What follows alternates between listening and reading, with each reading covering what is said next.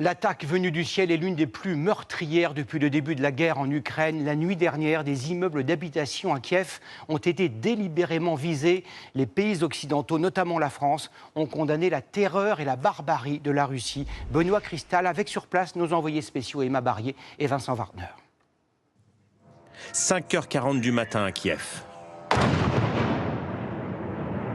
Un missile frappe cette rue du centre-ville et 15 secondes plus tard, une deuxième frappe au même endroit. Depuis le milieu de la nuit, des centaines de drones et de missiles secouent la capitale ukrainienne. Voici ce qu'a pu filmer un habitant dans son immeuble détruit. On entend une deuxième explosion. Il nous raconte sa fuite. Tout s'est passé très vite. Les vitres ont volé en éclats et tout l'appartement était rempli de fumée et de poussière. D'abord, j'ai évacué les 2 enfants de ma tante et ma petite amie vers la rue. Il tente ensuite de secourir plusieurs victimes sous les décombres.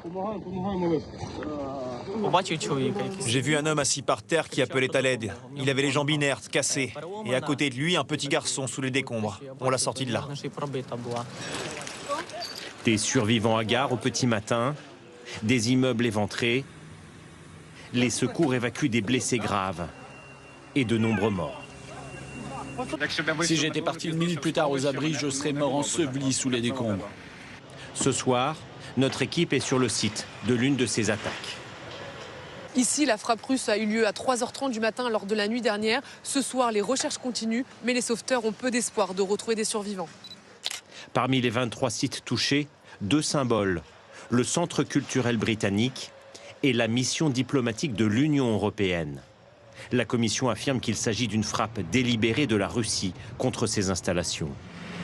Demain, vendredi, est décrété jour de deuil dans la capitale ukrainienne.